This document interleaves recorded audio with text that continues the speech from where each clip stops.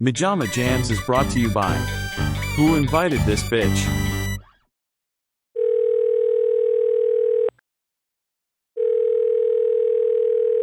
I've got an idea for a movie about a female vampire. I need an actress that's elegant, charming, and whimsical, like Grace Kelly.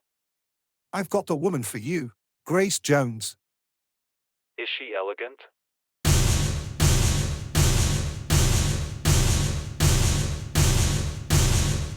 Yes? Is she charming? No, hold. Yes? Is she whimsical? Oh, Oysters. I love oysters. I don't really like them. Well, that's all. Oh, there's a fly on it. No wonder.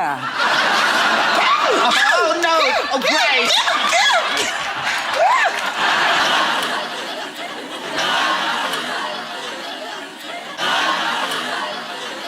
Whimsical?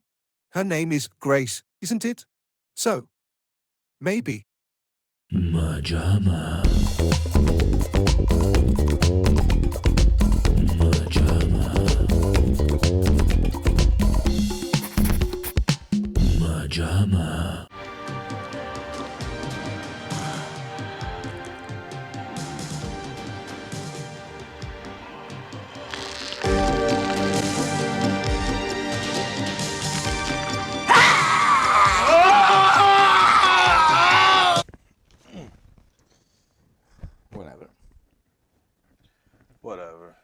Whenever, wherever.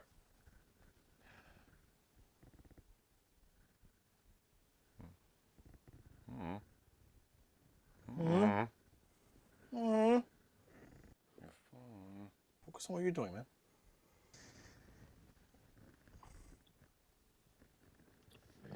Can I help you? Welcome back, everyone, to MaJaMa Jams, a show where we discuss other people's work to avoid doing our own. And boy, oh boy, I am coming to you guys with a very natural smile on my face today because once again we are on the bestest of episodes where Mr. Matteo Molinari, the guy sitting to this direction of me, whatever that is to this reverse mirror, I'm not smart enough to figure it out. This guy over here has once again introduced me to a little gem. Call me Howard Ratner because I'm obsessing over this gem. Uncut Gems reference. Man, oh man, it is 1986. Of course it's an 80s movies, Mateo, because man, sometimes with these 80 movies, when they work, they work. It's 1986's Vamp, starring Grace Jones as a vampire. And I adored it. I'm very excited. I always love when we can discover a gem. Mateo, right off the bat, there's my catchphrase right off the bat. This kind of reminded me of Night of the Creeps from Mr. Fred Decker, which I absolutely fell in love with.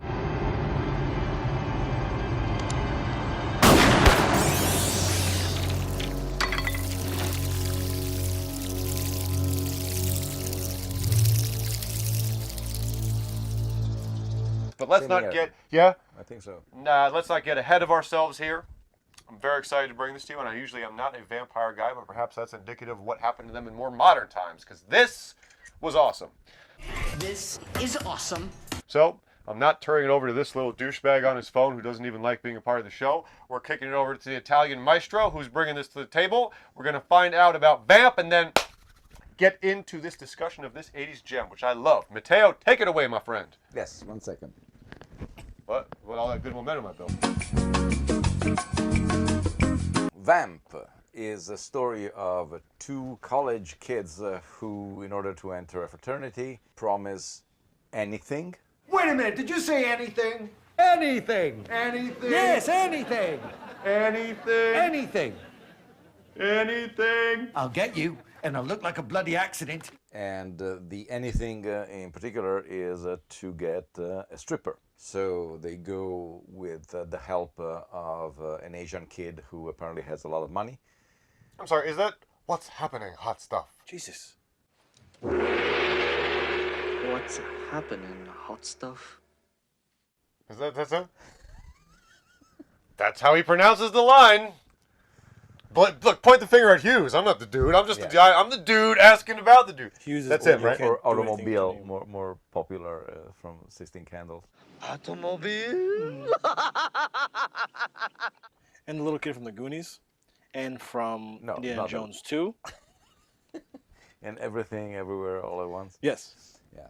So the trio decide to go to town, and they find this mysterious, sleazy nightclub where, Actually kind of classy. yeah, the owner Class.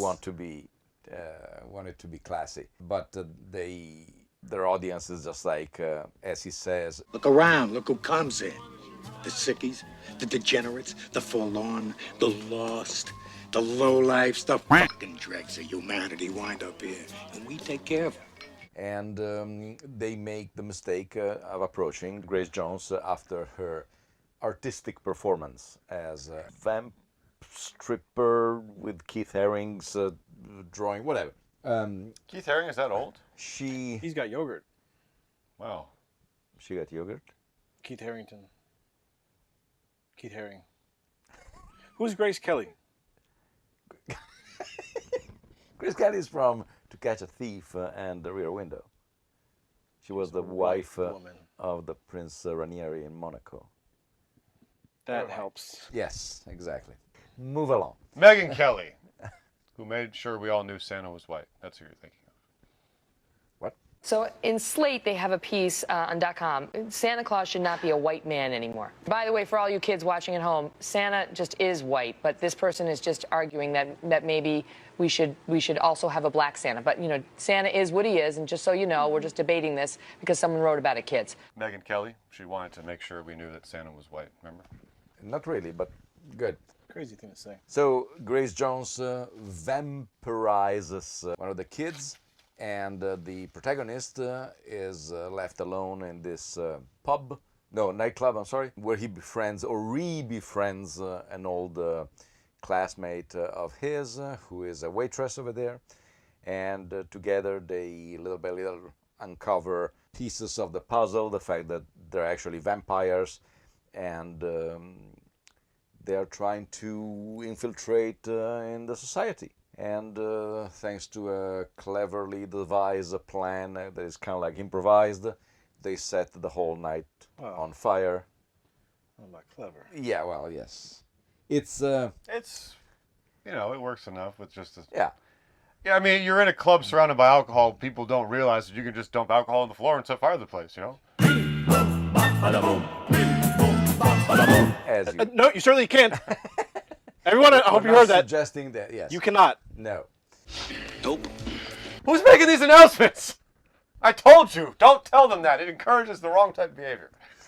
And so they manage to kill the vampire colony and eventually to kill Grace Jones herself. And of the original trio, it remains only the protagonist because his best friend has been vampirized. He now lives in the sewers. And the Asian kid has been killed. Who just happens to be Asian. Who just happens to be Asian, gets killed into a fiery fire of his car. All in a green and purple cinematography that is absolutely gorgeous. That was one of the first things I wanted to mention. Reminded, and you guys will laugh because it's my go-to, but even if it wasn't, I feel like I would think of it because the reference is direct. But for both of them, but what's fresher in the first one, Godzilla vs. Kong, they did, especially with the two forces, that thing, they did a very distinct, like, I think it's like a magenta blue. When the title screen comes up, it's kind of connected, and you kind of see the colors throughout. The Hong Kong colors almost reflect this, but yes, I love the fact that it was not just, it was the sewer, it was the club, it was the street. They go with almost a perfectly split pink-green motif, and it looks absolutely beautiful. I remember when Chris Makepeace, he goes in the sewer and is looking up, and the back is kind of perfectly split. That shot is perfect. Yeah. That is an example of a gorgeous, crispy, perfectly framed shot. Especially in a time where you had to do it for real.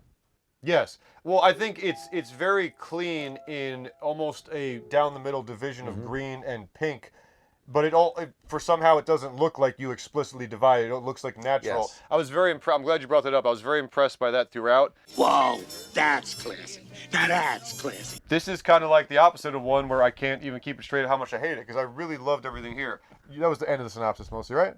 Yeah. Okay. So I'm going to start at the beginning because I had the unique effect that our AJ, he is the first thing we see They come down from the fake hanging of the fraternity thing, and he launches into a classic, Vince Vaughn-esque pitter-patter, high verbal thing. Now, instead of making us go through all these stupid, immature, what's the word I'm looking for? Asinine tests, which, by the way, we find incredibly boring. Wouldn't it be much more to your advantage to take this situation and get something for yourselves? Yes! I was with him immediately. The second he started his pitch to the fraternity, I don't know what it was, and this is why I love studying movies and their tone, the way they welcome you into their world. I was with it. I was like, I think you have a great look. I immediately like the casting. I like the way you're delivering the speech. I like the fast talking, like slick. So I know he's going to be the type of guy that tries to get him out of these situations. I know he's going to be the one of a young Robert Downey Jr. Yes. Okay. Yes. Even somewhat aesthetically in the face. That's too much. And you're so nice. You can tell he's going to be the one guiding, and the friend is the trail along. Like, oh my God, what did you get us into? The Kel to the Keenan. Or the Keenan to the Kel, whichever one. But yes, I immediately was like, I like this. I like the way you're delivering the speech. There was a Kevin Smith-esque gusto to that verbosity of trying to convince him. And I was just like, I'm with it. And then we go to, okay, we have our assignment. We got to find a stripper. Again, we have our other friend is the classic, like, I'm being drug into this, but he's not entirely against his will. And I was just boom with it. The movie continued to make decisions in casting, comedy, tone, aesthetics, where the adventure went that I just loved. You buy them as friends? I buy them as friends. Keith, relax, will you? These guys are operating on empty. I'll take care of this. Trust me. To that note, once we had the scene where he meets him after he comes back to life after he's been killed, and he's like, he's like, dude, I love you. I love you, Keith. But all I can see right now is food. I thought that did the best thing, which is you see actual heart. They care about each other. You get to the friendship. A lot of these movies, if you don't show that they care, it's kind of like we talk about the Family Guy effect. Family Guy is incredibly funny. I could never deny its place in our society, what Seth MacFarlane has done, but those characters don't love each other. They don't love each other, and I'm not going to say it doesn't make the show work, because it's still very funny, but Meg is just a punchline. You might as well shoot her in the head. You can't have both. You can't try to do a heartfelt scene, but then disregard Meg and the part of the family, or to any one of the kids or characters. メグちゃん、プッスまた最低だよ。お父様の願いに従います。俺がおならしただよ。So I love that once we get that moment where he doesn't want to eat him, you tell they're actually loving friends. Shit. Can't, can you? Even though you know it works, you can't. It does work, the fire, the wooden stakes, the sunlight. I've got a list right here somewhere. We now return to MaJaMa.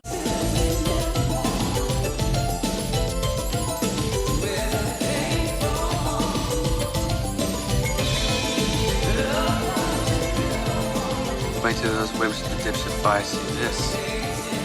The Grace Jones art piece, which, like I said, was just kind of like a kick-ass performance art piece. In the middle of it, Grace Jones' look reminded me of like a Manson or a David Bowie. How you want to learn? I freaking love this, man. This is a gem. This is an absolute gem. Matthew, what do you think? Yeah, you don't care, do you? You were kind of whatever. Man, you're ready to jump. It's because no one is enthusiastic as an adult. And I've learned this when I ask other people about the movies. We don't need to bring up the enthusiasm, man. No, because it dies in all of you. It's not about the enthusiasm. So this is someone talking to me about a movie that they actually loved. Yeah, it was good. No, but you really liked it? No, I just told you it was good. Go on. I told you it was good. I went about my life. It was a movie. That's how they act about a movie they loved. Who's they? Anyone. Any human being. What'd you think, asshole? Say something. I have a few problems. Let's get into them. I knew it. I knew it. Here he comes to ruin it. With the end scenes of how easily it took out the vampires. What do you mean? I mean, they're just sloshing alcohol over the place. Why does the guy, the main old guy who's running the bar, just be like, okay, I'm going to go sit in my office and catch fire? To the good old days.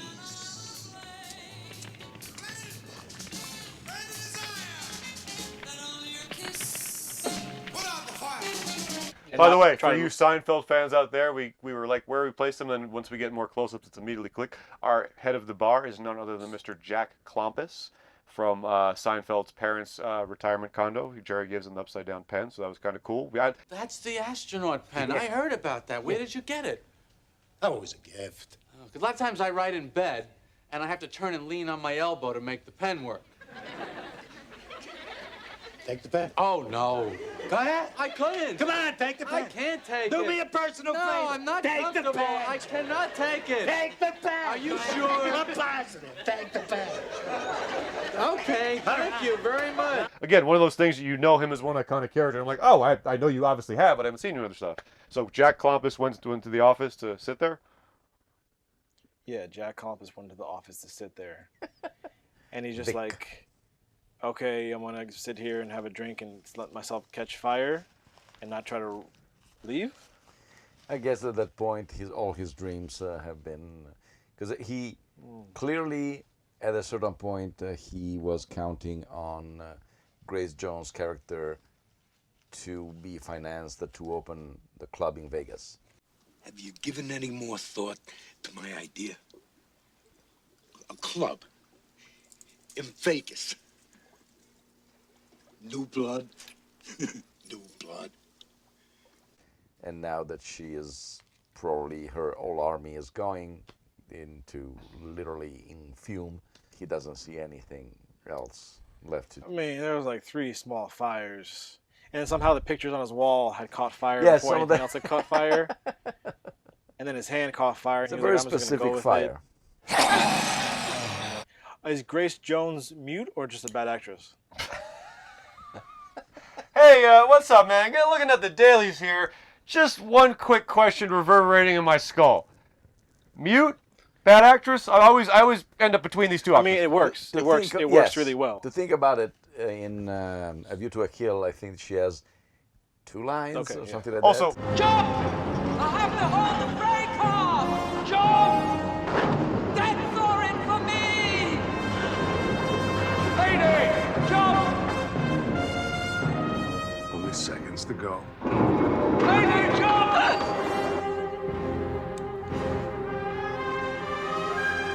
Mayday.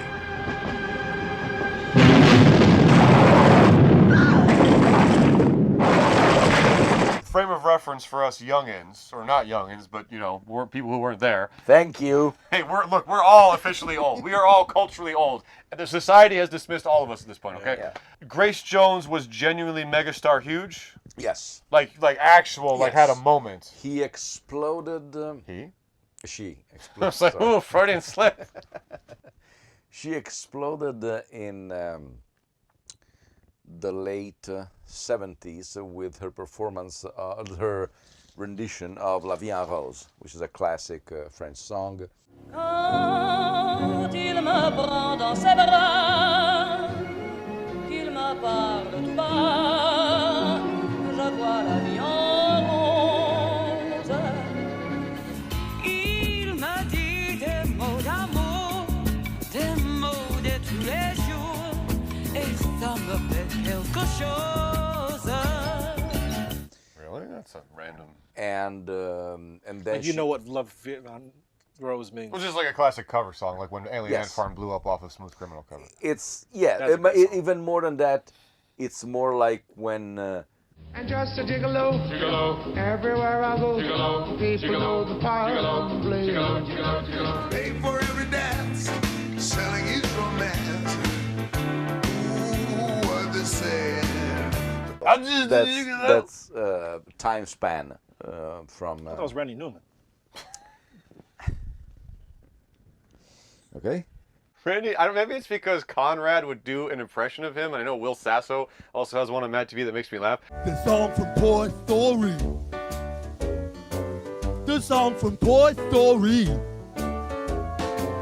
It's a story about some toys that come to life for a little boy. Blah, blah, blah, blah, blah, yada, yada, toys. It's the song from Toy Story.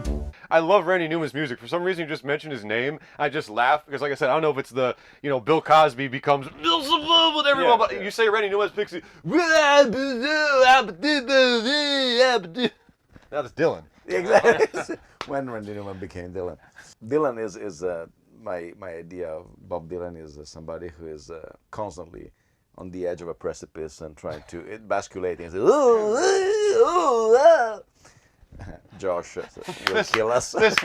Bob, we need that old magic back. Take the mic out to the end of a cliff and just shove him gently. Don't push him Climb up. a ladder, put it on stage, climb to the top step. Although when he was at the Oscars, he looked like Vincent Price, and that was a whole different story. Next 60 seconds could be like an eternity. For no mere mortal can resist the evil of the thriller. But anyways, I digress. But a fun digression. Yes. So Grace Jones exploded with this La Vie en Rose because she is a character. Every time I go on my balcony, my neighbor comes out and he does this. She's not just like a performer. She's one. She naturally she embodies the. Yes, she dominates the scene. Almost like with Robert Downey, it works so well because you're like, is that Robert or is that Tony Stark? It's just completely fluid of. And I remember when the first time that we saw her, she arrived with a very. It was, if you will, of course, less. I don't want to say explicit, but less extreme. But it was almost like Lady Gaga-esque. You were used to see singers arriving in just like a very nice gown. So she had very fluent capes and very a lot of strange. hoods. I'm sorry? A lot of hoods. Yes. Now, you're not afraid to cut your hair like this and have that... Oh, no. I shave my head at least once a year. Do you really? I shave my whole head. It feels incredible. It's like fasting. The It's most good for you. incredible feeling. Really? You should try it sometime, Regis. What's so great about it? I sense don't of know. freedom? It's almost like almost like a sacred thing. It's something that one really never does. So when you do it, it's so. I feel like a nun. It makes you face your vanity, right? Grace Jones feels like a nut. So she just like erupted on the scene and of all of Europe, and she became a household name. Damn household, especially also because back then, as for instance in Italy, we had 3 TV channels back then.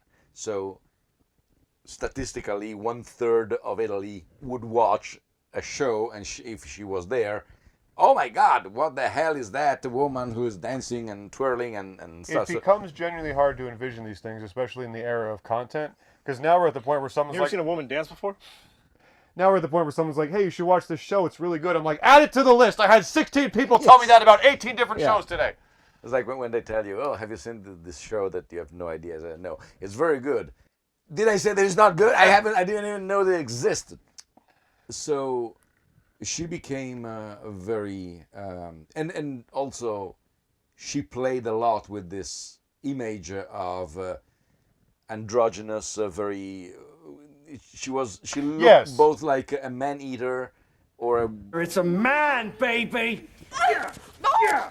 Come on! The white face look, which is incredible. Again, I think it's kind of a boner killer as far as the environment of a strip club. I don't know if that would get me excited to pay her for a lap dance, but... Tessa Thompson in Sorry to Bother You, her kind of art piece. Where it's nice, friggin' sexy, but comparison. It's kind of... And also from Kew Gardens. And also getting by on my hips.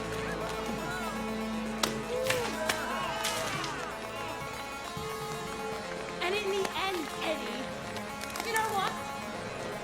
You're nothing but a misguided midget. Excellent comparison. But yes, the white face specifically, especially when she said androgyny, I'm like, that is like 1998 Mechanical Animals. Manson had the like white body, crotchless Barbie doll thing. Complete Manson, Bowie, both all very androgynous. So yeah, I was very impressed by it. Even like I said, it seems a little unstrip clubby, but again, this is a vampire movie, so it's not exactly. Yes. But I caught your act out there. Ooh, some show. Very new. Very now. We now return to MaJaMa. If we had just moved the whole operation to Vegas, like I suggested. Thank you. I'm loyal to you forever. I will be more careful.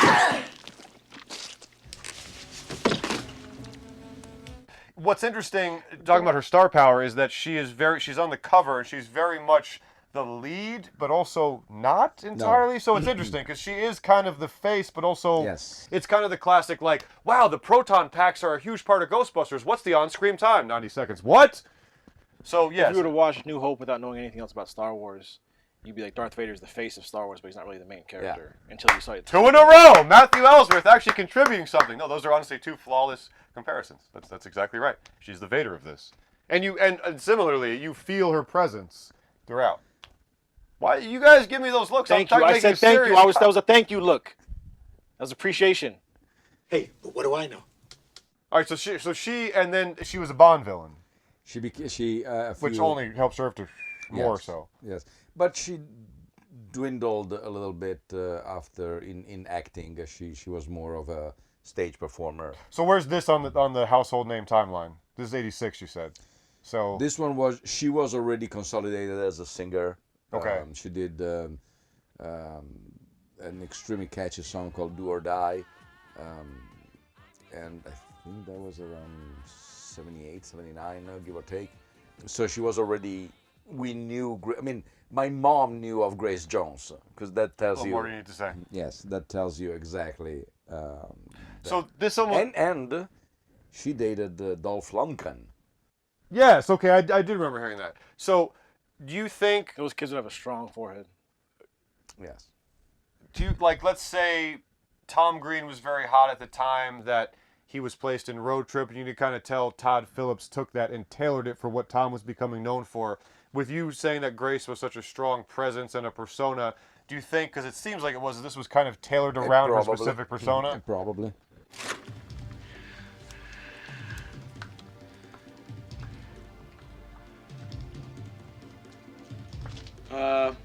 Because if you think about it, one of the reasons also when you gamble on a singer and say, oh, let's try to do a transition to movies, let's give him a part where she has no speaking.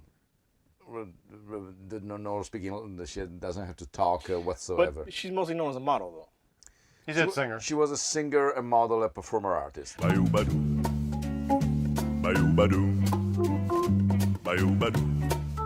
if you had to pick one? We knew her as a singer. Italy. Yes, okay. In Italy and in the rest of Europe, because she was. She started, I think, in France. I don't remember because once again, back then, no interweb, so we couldn't really know exactly what.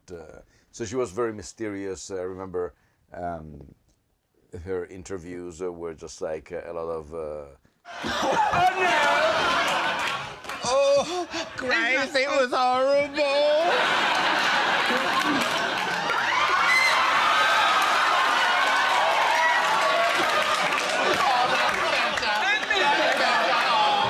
It was creating this aura of mystery and interest around her. Well, it's great that Grace. It's Grace that. The movie does a great job with all of them, but when they transform it, they're so beastly. Like I like the fact that it's, we get the. I love the teeth, almost like shark or alligator teeth, kind of growing over each other. Yes. Yeah. And the really just long, spiny, weird, almost like a goblin shark teeth that almost seem to come out of its mouth. I like the fact that that performance art piece is very animalistic. Like very proudly, like a lioness. And I think that translates very nicely to when she transforms, and the whole thing is so, just like you said, the teeth jutting out and the face so beastly. So yeah, I think it was a very effective and smart choice. I think it worked for what they wanted it to work for. And once again, 1986, so everything was practical. It was real makeup. There were fake heads with the eyes rolled, the fangs would come out. And one of my favorite effects, which is almost a throwaway, because nowadays we are so used to that, and instead to me that was one of the best, when Robert Rusler, so AJ's, when he dies the second time, he turns the head and 2 cuts opens on his neck, which for today's audience they say, okay, back then it was a huge thing, and the fact that you don't see, even on a Blu-ray, you don't see anything on the neck. Wait a minute, did you say anything? Anything. Anything. Yes, anything. Anything. Anything. Anything. I'll get you, and I'll look like a bloody accident. Pre-cut or a patch sometimes you see in especially with high definition.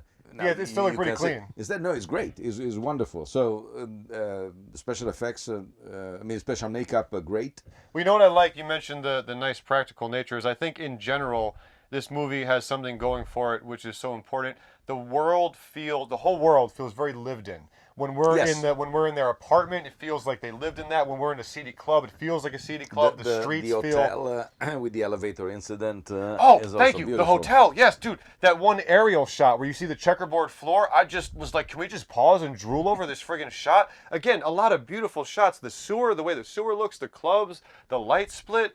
I was very impressed by the craft of. I don't know. It did a great job of immersion. It's just. I get so excited when a movie welcomes you in and you're there, and conversely, there's nothing worse than when you just can't attach to it. You can't, connect. You don't get it, do you? But this did a great job. I don't know. I was just with it. Matthew, you had a couple things that you didn't like, but did that detract overall for you, or were you still able to enjoy it? No, I enjoyed it. Okay. I don't know why there were giant barrels of some sort of chemical or gasoline stacked. So flammable things. Yeah, next to everyone's coffin. Although, why was everyone crammed into one little space with all those coffins at one point? It's an abandoned sewage, and usually vampires tend to. I mean, that was almost kind of like a crypt with everybody inside, stacked. But yeah, like 3 barrels full. I mean, it's just like you're asking for it. What are you doing? You're inhaling that while you sleep anyway. That was in the bar? No, when they are in the sewer, that they find the door opening and they hide because all the vampires go in because it's coming daylight, and so they go to bed.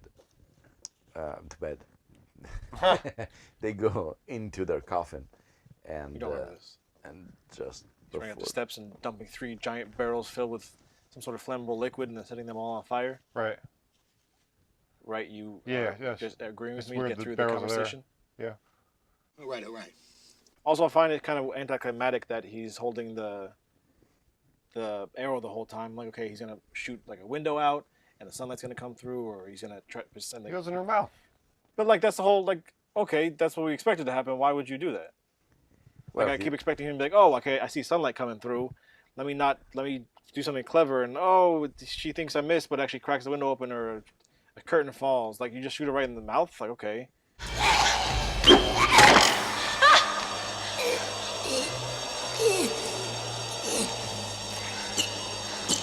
And then he's like, "Oh, here's a bow and arrow. I'm just gonna push this tile up. I know it's loose. So I know it's gonna go right up, as opposed to being part of a ceiling that's gonna be sturdy and secure to the." True. I mean, it's an abandoned sewage. So. Yeah, but if you point out things like that, you ruin the fun of the movie. I mean, aside from the little parts of that, the fact that you have the whole scene of him like this, and he's cutting his skin so much because the tension of the bow is ripping against his fingers, and his blood's dripping down the bow, and he's like, "What am I gonna do? What do I do? What do I do?" And then he just ends up shooting her in the head, which is what we thought. What you're kind of the whole standoff is normally about. Like, hey, what's gonna happen?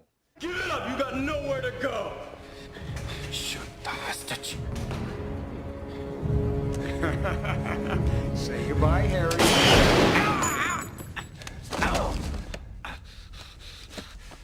You fuck. There was no like clever twist to it.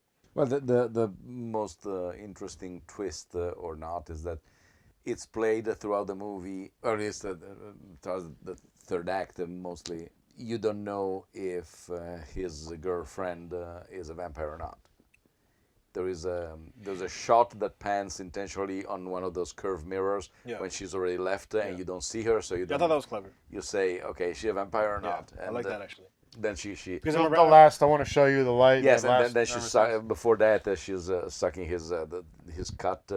So you say, okay, is she a vampire for real or not? And so there was a nice touch. But she's taking this all in stride too. She don't care about it. Yes, she seems she's the most relaxed. The friend gets blown up in the car and she's just kind of laughing about it. Well, it's funny because as a bigger topic, it's interesting to me how the things we forgive, the things we don't, a lot of it is probably goodwill created by the craftsmanship of the movie, if they take you along with the ride or not. But it's like, it's funny how we know these are false things constructed to entertain, and then we just pick and choose depending on how we into it. Are like, okay, well that wouldn't happen, but in other times we could. Like, you know, one of the biggest examples, Steven Spielberg being like, look, if I have them for 2 hours, they'll believe the barrel explodes. The shark blowing up makes no sense. Why would a shark blow up? The shark in Jaws blew up. That's because they put that barrel in its mouth. Well, let's get one of those barrels and shove in this thing's pie hole. You can't just find one of those barrels on a beach. The shark needs to blow up, otherwise the morons watching our movie won't know it's over. The shark can still come back. Okay, fine, the shark blows up! It's just fascinating, like, in theory, all of us should be like, look, a bunch of people worked really hard. I'm not going to nitpick the fact that one character's decision was X. They were probably on the set and they had X, Y, and Z. I'm not saying don't do that because the fun of the movies is particular. But it's just interesting when you're like, you know that they worked hard. They were there, present on the set. But you know what I mean? Like, time was spent, but doesn't mean we they forgive so much, we nitpick so much, and the criteria for all of that is really just like, well, I like that movie more. I didn't like that one. I don't like it. So I'm okay that he did that and that one. It's usually if you find a movie that is offensive or not. I mean, you can forgive certain things, especially if you're rooting for the characters, like in this case, because they're extremely likable. Yeah, they really are. Yeah. And they even play the classic slick talking, like horn dog, like looking for a good time. Yes. But and that's why I compared to Night of the Creeps, which I also remember you could sense the friendship. They actually cared about each other. JC, do me a favor. Anything, dude. You got it. You know. Don't try and cheer me up. Look, Chris, when you're depressed, I'm depressed. And I don't like being depressed. It's, well, you know, it's depressing, yeah. So do me a favor, okay, bud? Cut out this being depressed shit. It's nice that they're, like you said, they're completely likable. From the second I saw them, I was with friggin' And so you tend to, one of the biggest situation of this is Neve Campbell in the first Scream, that she says, What's your favorite scary movie? Oh, come on, you know I don't watch that shit. Why not? Too scared? No, it's just what's the point? They're all the same. Some stupid killer stalking some big-breasted girl who can't act, who's always running up the stairs when she should be going out the front door. It's insulting. And then when she finds herself in front of the killer, she runs up the stairs. So isn't that Rose?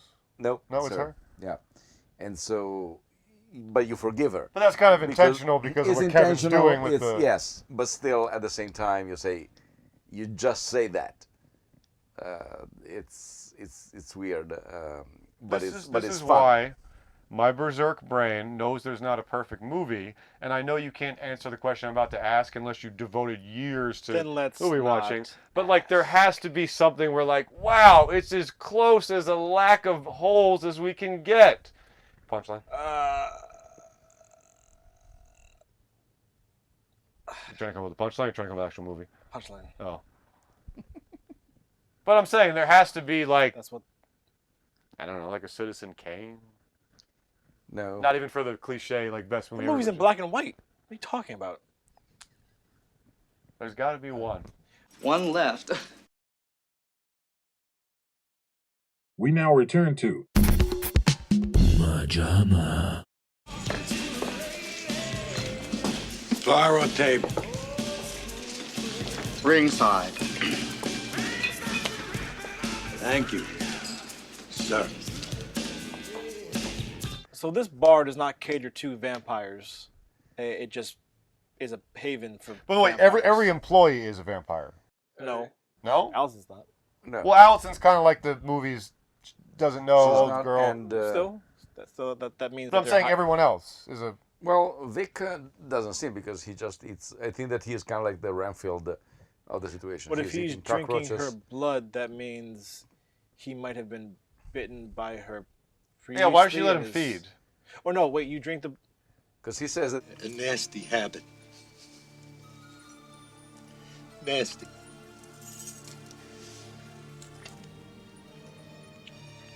There's a lot of vampire. It's just like he is in the midst of that.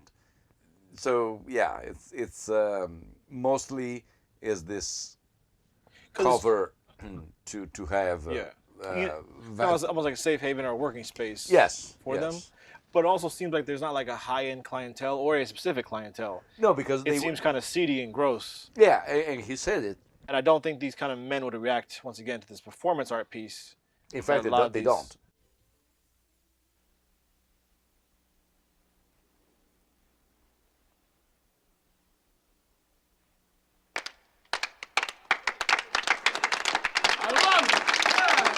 Yeah. Well, no, Well, I'll give it. to be fair, they play it as it finishes. They give the wide-eyed what the F, and then they slow clap, which I think comedic language-wise works. Yes. You know, if you go straight to the woo, the no, but the...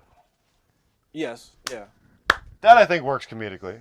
Oh, come on, you're giving me a headache. No, it's... I mean, it's, like I said, yes, I don't think that's a arousal thing, but that's objectively a kick-ass, like, whoa, performance piece. And if they want to create an army of vampires, to which end is never clear, because never... We don't really know what the plot is, no. what Grace... But that's also what I like, is I feel like it's very one night in these characters' lives. We don't have to pontificate on the... We are... There's more of us out there. Oh, yeah. So where you going? Here. There. We're everywhere. So, of course, that's the perfect coverage, because, as he said... Nobody tells anybody when they come to a joint like this. So if you vanish, nobody will come looking for you here, because they don't know that you are here in the first place.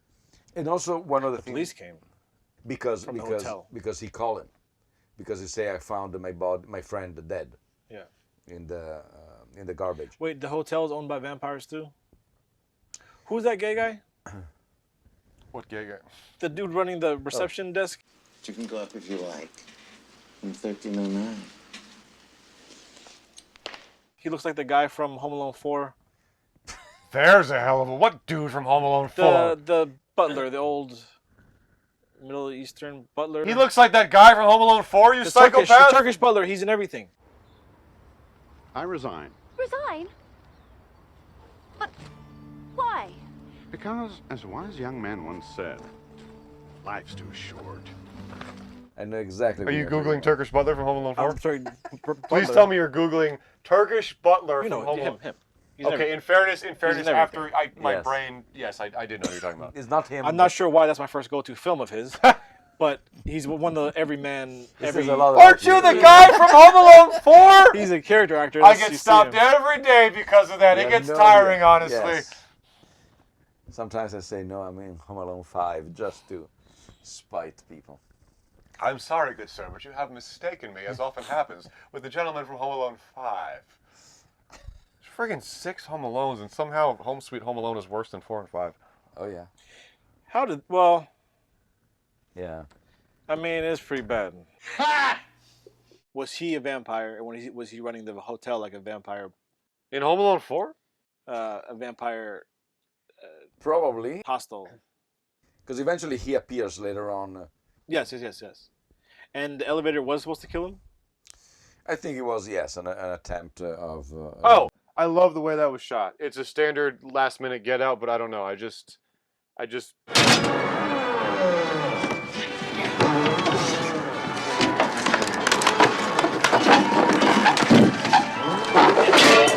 It reminded me of a scene from The Lift by Dick Maas. There's no way that's some human being's real name. It's from the Netherlands. It's a great movie, actually.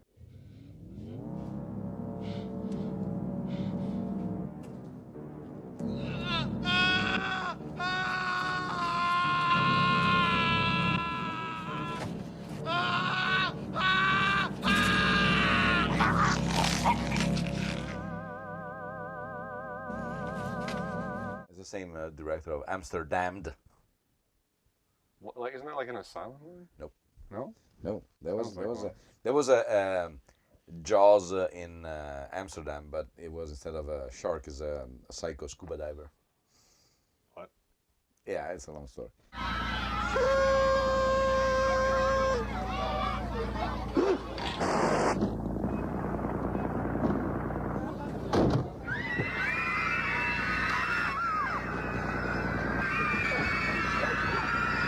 Of course, there is a clearly act of plagiarism by Jim Carrey because he stole the gag of the... Guys, I'm on a roll tonight, and when that happens, I attract women like flies. Eden.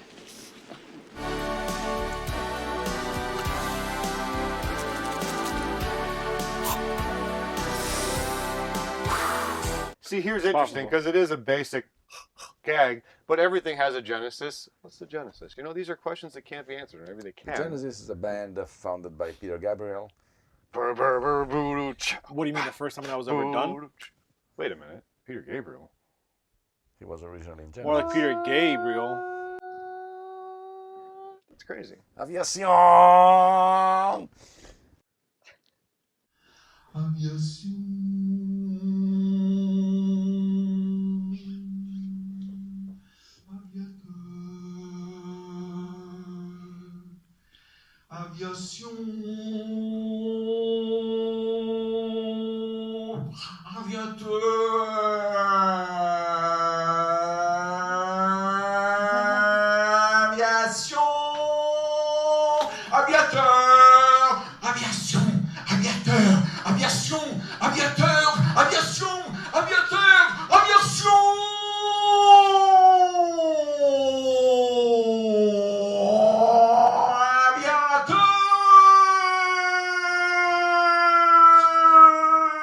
That was a performer artist. He got paid for that. He got paid for that, probably. You went to film school, didn't you? Nice. So, so what was your point? Nothing. Oh, what? No, you were saying about the... Oh, I was just asking how the hotel ties into the bar. And there's like a small community of Was it connected? vampires in downtown. Probably is. Because that gay guy was a vampire too? The nice... What makes him gay? The mannerisms? You said it. The effeminate nature? Vest? The fact that he knew a lot of show tunes, even if he never comes to play, and you never know. You can see it behind his eyes. Yes. Now, one of the things that I like, which My is, brain jumped to the gay guy for Catwoman for some reason. Hey, man sandwich, 12 o'clock. oh, yeah. a man sandwich, or he said Yes. something like that, right? Yeah, my God. Oh, that was in like 2000 something. One of the I things would that take a 70s stereotype over that. It seems less offensive for some reason. So what do you think about what's going on in the plot? I don't know. All I can think about is Dick. Dick Miller. It's a good dick to think about. Yes. Gremlins! They're in my dick! One of the things that I like is that they are going about their business in town. They skid to avoid a truck on the traffic light. They skid for an endless amount of time. And then when they stop, they say, You get the feeling we're not in Kansas anymore?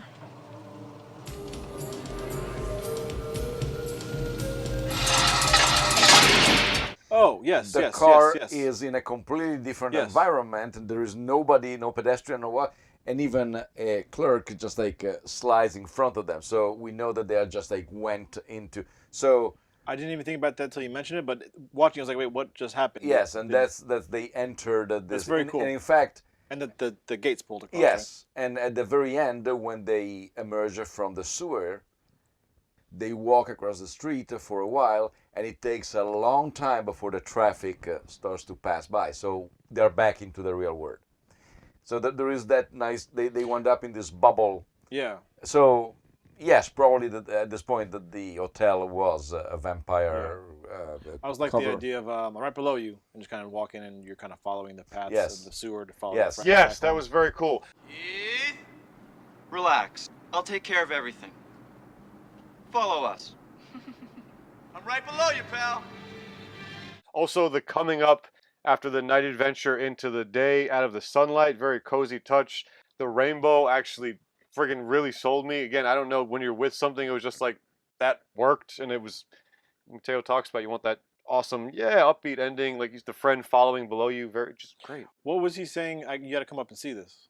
Come up here a second. I want to show you something. What? God, that's supposed to be funny? No, it's... Daylight? Yeah, he wanted to see if she's a vampire now. I mentioned that earlier. Yeah, he wanted to. He wasn't sure still. Shine the sunlight into her just to be absolutely sure. You're telling me? We now return to MaJaMa.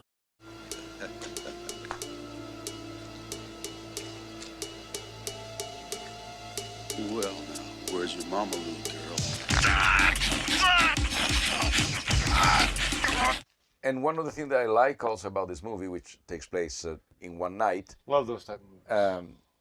it doesn't have 25 subplots or a gajillion characters. Everything is very well delineated. When they appear, the bad guys, they are bad guys. You know who they are. I like it. And surprisingly, or not, probably not, the director has, in terms of his portfolio, less movies as a director than he wrote. And he wrote, among the others, The Expendable 2 and 3. Oh.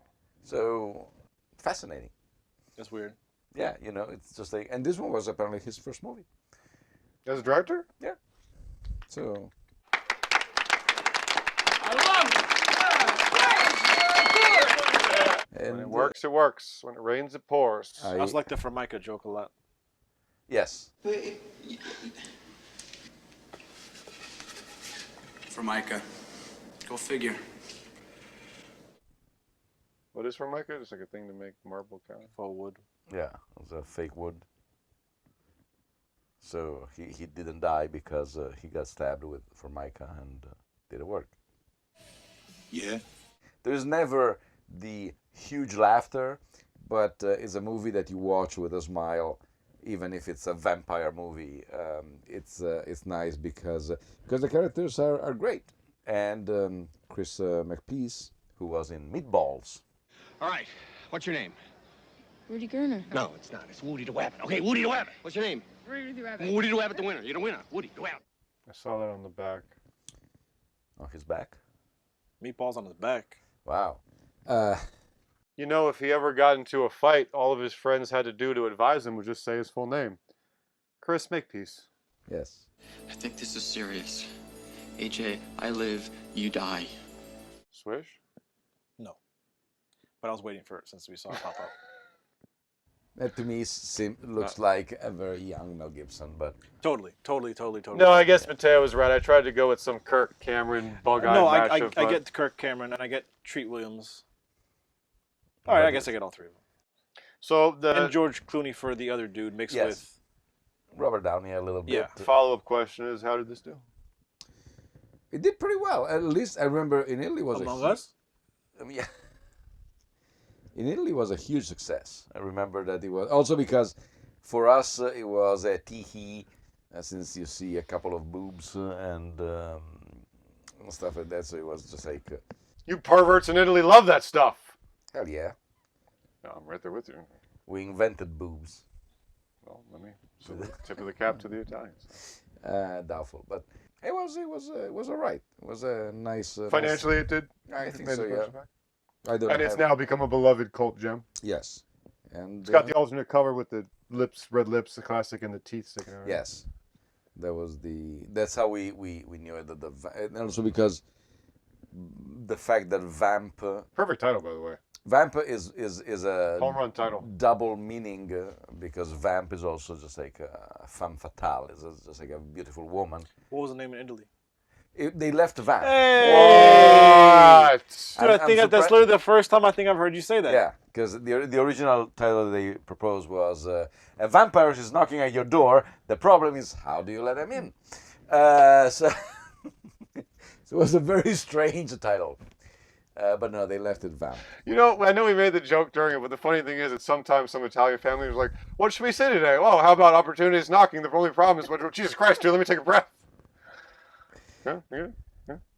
There was a French movie called L'Idiot, which means the idiot. And in Italian, for whatever reason, they titled Che carriera che si fa con l'aiuto di mamma, which literally means what a career you can make with the help of your mom. Yeah, exactly. So... Is the verbosity something specific to, or which is also the name they were going for with Kim K's biopic?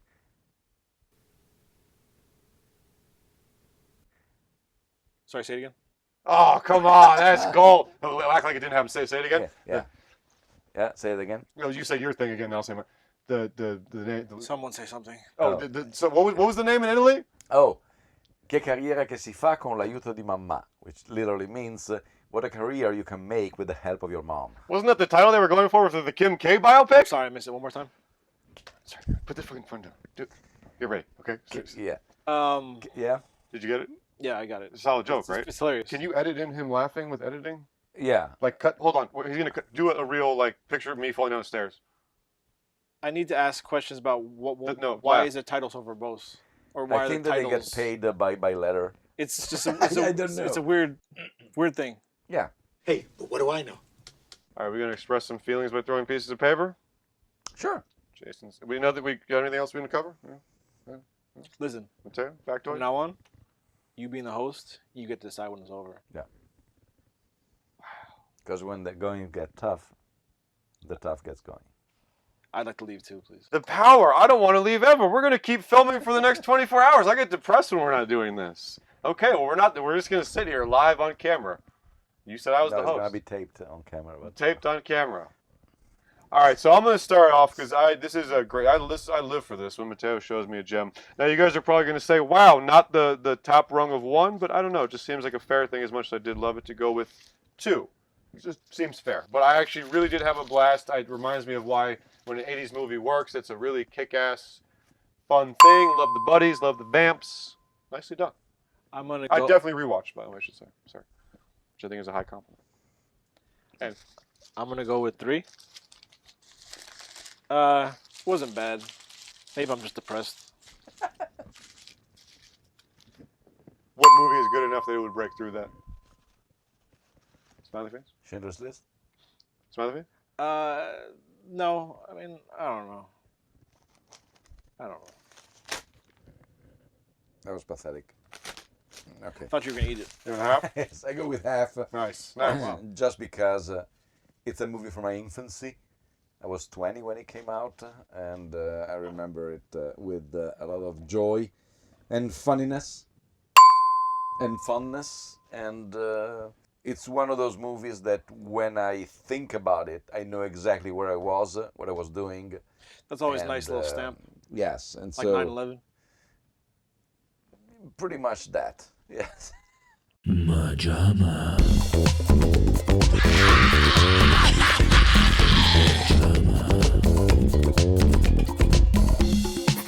Well, guys, best kind of jams where we discover a new gem. How about Vamp? Have you seen it? Are you vamped up? Do you want to see it now? Let us know if you've seen it. Also, I think, holy crap, is my tainted view of vampires just from the Twilight years? Because this is awesome. What is it, Near Dark with Paxton? I'm sorry, I always misread the title. That is amazing. So maybe my tainted view of the vampire genre is just post-Twilight, but this was great.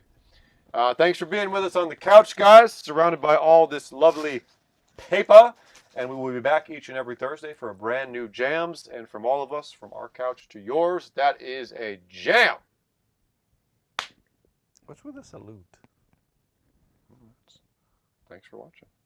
I mean, look, with the way the views are, if the person has sat through this and is there at the end, they deserve the friggin' salute. They deserve a parade. Yeah, seriously. If you guys are watching this, we love you. No joke. Matthew, organize a parade. Go on a parade of us. All right. Perfect. It's on the way. MaJaMa.